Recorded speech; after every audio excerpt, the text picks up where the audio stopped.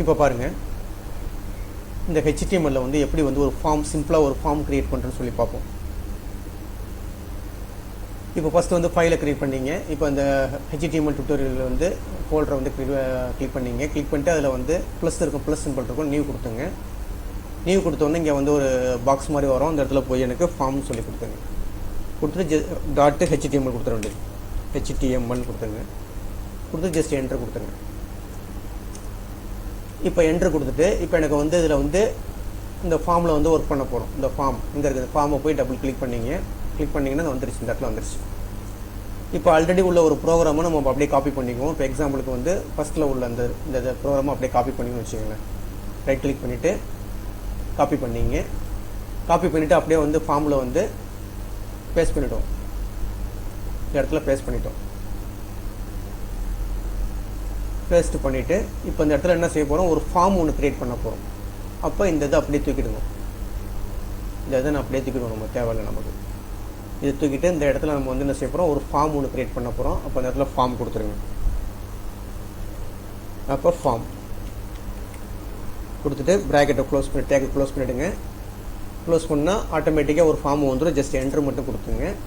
இதுக்கு இடையில தான் நம்ம எழுத போகிறோம். என்ன எழுத போகிறோம்னா இன்புட் எழுத போகிறோம். இப்போ எனக்கு ஹெட்டிங் எப்படி வேணும்னா நேம்னு வேணும்.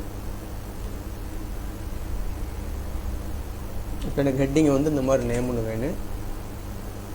ஒரு ஸ்பேஸ் பார் விட்டுட்டு இந்த செமிகோலன் கொடுத்துங்க. இந்த இடத்துல வந்து எழுத போகிறோம். எப்படி எழுத போகிறோம்னா அந்த மாதிரி, அதாவது இன்புட்டு, அது இன்புட் கொடுக்க போகிறோம். எப்படி கொடுக்க போகிறோம்னா அதோடைய டைப் வந்து இன்புட்டு டைப்பு ஈக்குவல் டு கொட்டேஷனில் டெக்ஸ்ட். நம்ம வந்து இப்போ எக்ஸாம்பிளுக்கு வந்து ஒரு நேம் அடிக்கிறீங்கன்னா நேம் வந்து டெக்ஸ்ட்டில் இருக்கும். அப்போ வந்து டெக்ஸ்ட்னு கொடுத்துருங்க. இந்த இடத்துல வந்து ப்ராக்கெட்டில் வந்து டெக்ஸ்ட் கொடுத்துட வேண்டியது.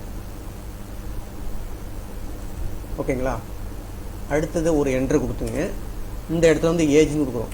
ஏஜ்னு கொடுத்துட்டு இப்போ செமிகோலன் கொடுத்துங்க. இப்போ இங்கே ஒரு டேகு இன்புட்டு, டைப்பு வந்து நம்பர், டைப்பு வந்து ஈக்குவல் டு நம்பர்னு கொடுத்துங்க. நம்பர் டைப் வந்து நம்பர் கொடுத்துங்க. கொடுத்தாச்சு.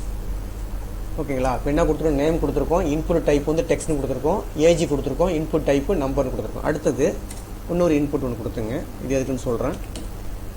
இன்புட்டு ப்ராக்கெட்டை க்ளோஸ் டேக்கை க்ளோஸ் பண்ணிவிடுங்க.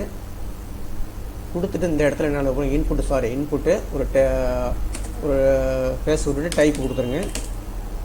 டைப் கொடுத்துட்டு ஈக்குவல் டு கொட்டேஷனில் ரீசெட்னு கொடுத்துருங்க. இது வந்து டேட்டாவை வந்து நம்ம கிளியர் பண்ணுறதுக்காக உள்ளது. ரீசெட்னு கொடுத்துருங்க. இப்போ கொடுத்தாச்சுங்க. இப்போ இதை வந்து ரன் பண்ணி பார்ப்போம். இப்போ என்ன ஃபார்ம் கொடுத்துருக்கோம், ஸ்லாஷ் ஃபார்ம் கொடுத்தாச்சு. அதுக்குள்ளே நேம் வந்து எனக்கு எப்படி வரணும்னு டெக்ஸ்ட்டில் வரணும்னு அதுக்கு ஒரு இன்புட் பாக்ஸ் செட் பண்ணியிருக்கோம். ஏஜி கொடுத்துருக்கோம், அதுக்கு ஒரு இன்புட் பாக்ஸ் செட் பண்ணியிருக்கோம். அது வந்து நம்பரில் வரணும். அடுத்த இன்புட் பாக்ஸில் வந்து டைப் வந்து எப்படி இருக்குன்னு ரீசெட்னு இருக்குங்க. அந்த ரீசெட்டை கிளிக் பண்ணிங்கன்னா இந்த ஆல்ரெடி அடித்த டேட்டாலாம் எரேஸ் ஆகிடும். இப்போ நேராக போயிங்க, இதை சேவ் பண்ணிட வேண்டியது. ஃபைலுக்கு போயிடுங்க. ஃபைலில் போய் சேவ் கொடுத்துருங்க.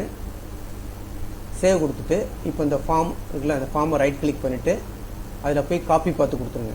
காப்பி பார்த்து கொடுத்துட்டு நேராக உங்கள் ப்ரௌசருக்கு வந்துட்டு இந்த ஒயிட்டான ஏரியாவில் வந்து ஜஸ்ட் கிளிக் பண்ணிவிட்டு Ctrl+V பேஸ்ட் பண்ணிவிடுங்க.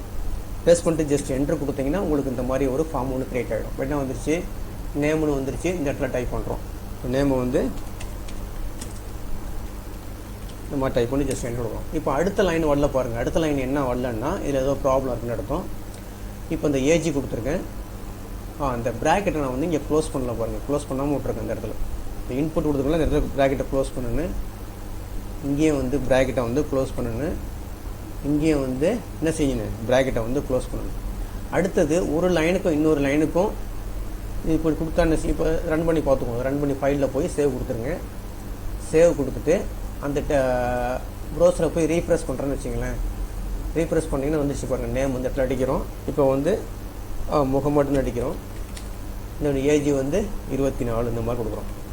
கொடுத்துட்டு பாருங்களேன், இப்போ ஒரே லைனில் வருது. எனக்கு அடுத்த லைன் வரணும்னு ஒரு பிரேக் ஒன்று கொடுக்கணும். இப்போ ரீசெட்னு கொடுத்தீங்கன்னா இந்த டேட்டாஸ்லாம் எரேஸ் ஆகிடும். திருப்பி நீங்கள் ரீஎன்ட்ரி பண்ணிக்கலாம்.